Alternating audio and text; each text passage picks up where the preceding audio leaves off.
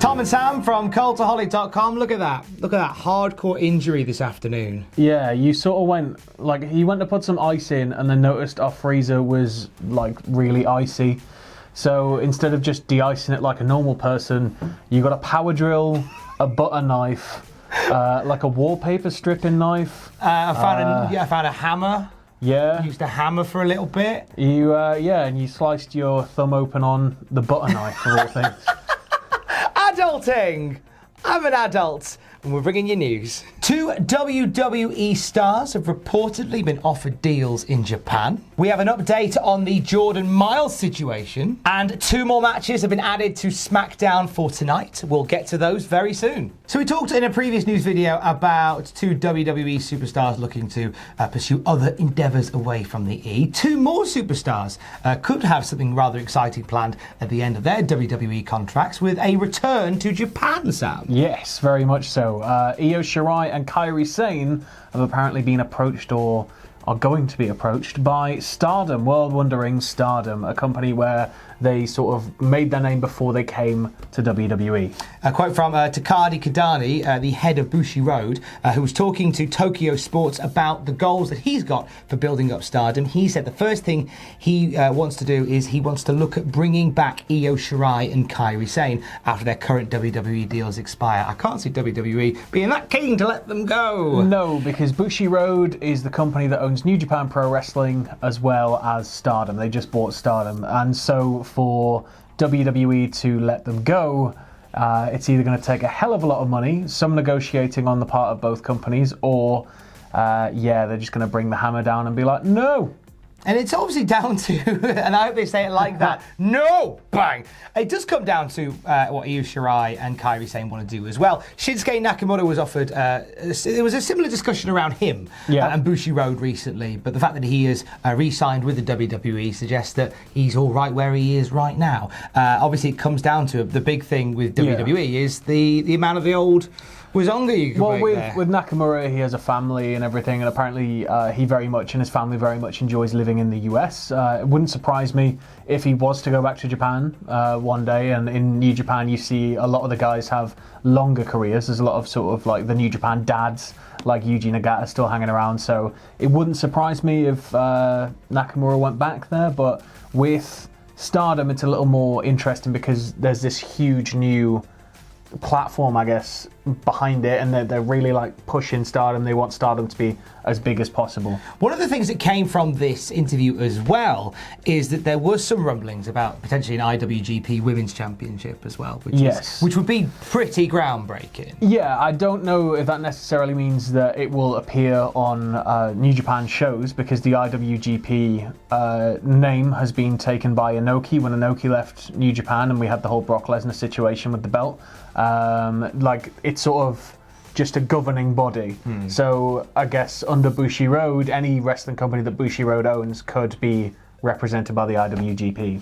So that'll be wait to see, but it's always nice to have offers, I think, when you're somewhere. I think for Io Shirai, who is doing some amazing work in NXT at the moment, if she's not the future top brass of NXT and beyond, then that'd be foolish. This is it. They've probably got deals that have tied them down for at least a couple more years.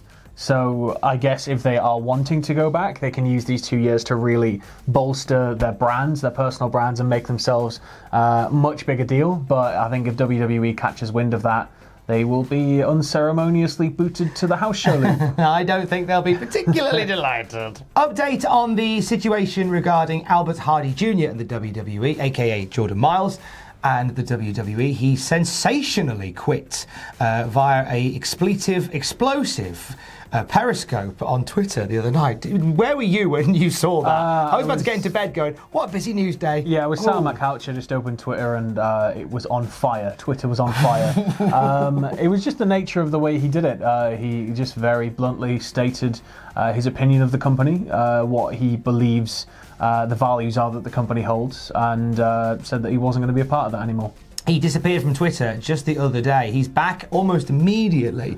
We believe he deactivated his own account and then reactivated it. He's back now on as @ACH is Super, under the name Super ACH. I say he's got rid of the whole Jordan Myles thing. you haven't changed your header yet. Just putting that out there. Yeah. You haven't changed your header yet. I think he might be aware of that. I think it might be a deliberate thing, because if he's taken the account down and done all of this, I'm pretty sure he knows. I would hope he does. I'd hope he does. But one of the more interesting things he's put on his Twitter since coming back, he's only put this on in the last hour or so. He's put on his wish list of who he wants to face. And yeah, it's really cool, isn't it? do you know what? That's a good wish list.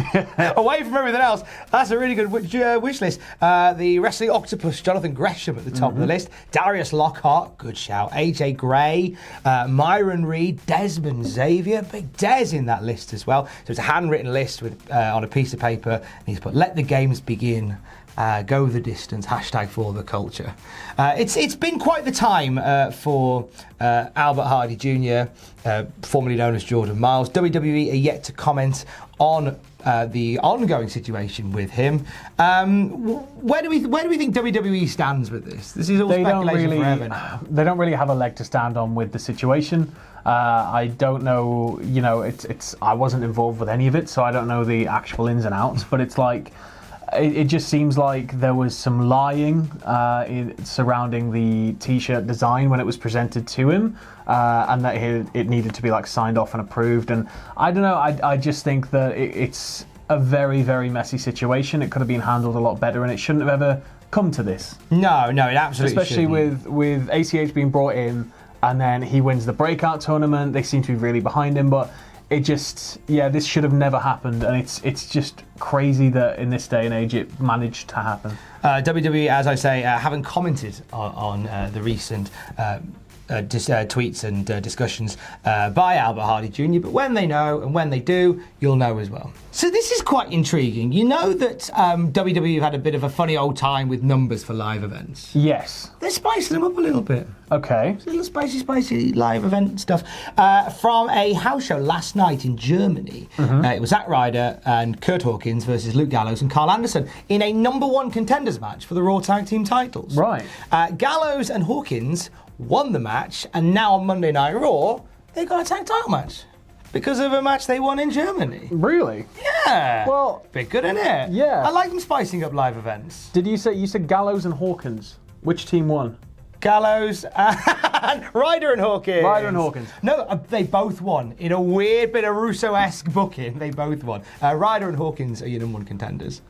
So, The whole thing with the numbers, I think it's Germany has a huge wrestling fan base, so it doesn't surprise me that they're giving them sort of something like this, something juicier that can tie into the TV and everything, because I think German crowds are probably, I'd imagine, because of the fan base surrounding wrestling in Germany, they're going to be quite big. So if you do it in front of like a bigger house, it means a little bit more. I don't know how often they get to Germany. I imagine it'll be like once a year, twice a year, like the UK.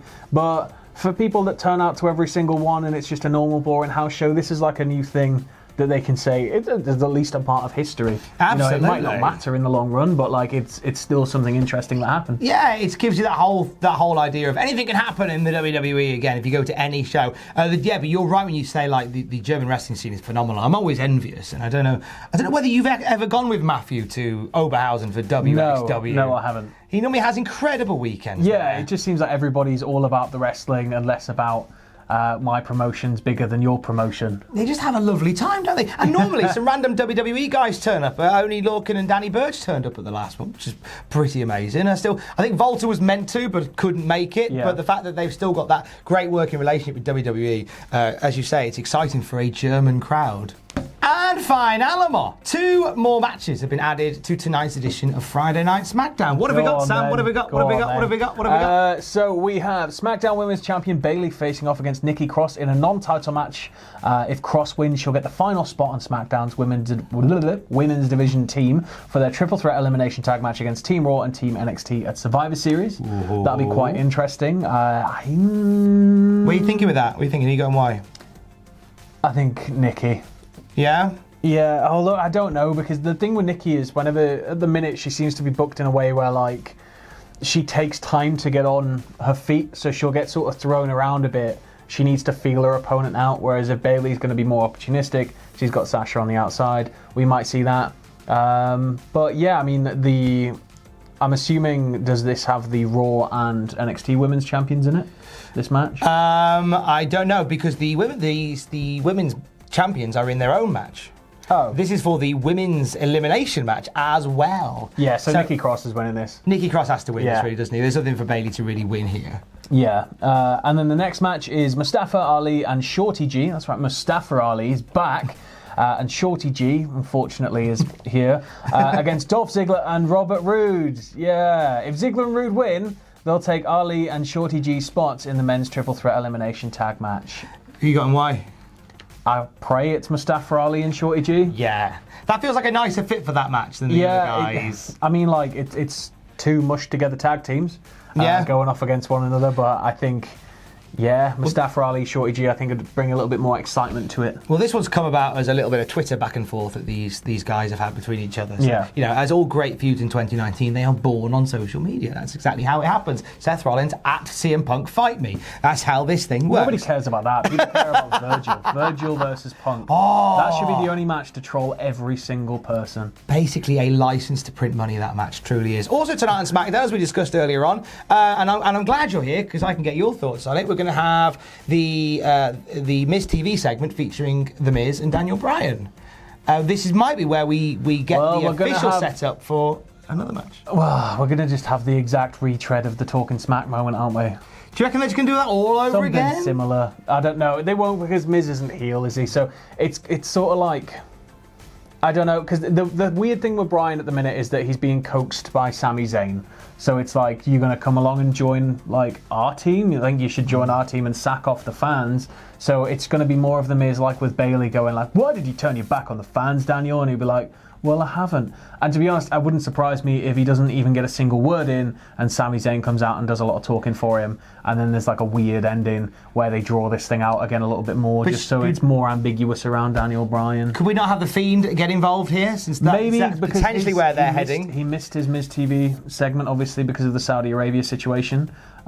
So quite possibly. I mean, the Fiend did attack Bryan last week. I just forgot about that. Yeah, I was going to say. I mean, maybe we have the Fiend turn up. But there's no reason why they can't sort of overlap these two feuds. They tend to like to do that sometimes with people. Just throw them all in a pile. Just chuck them all in.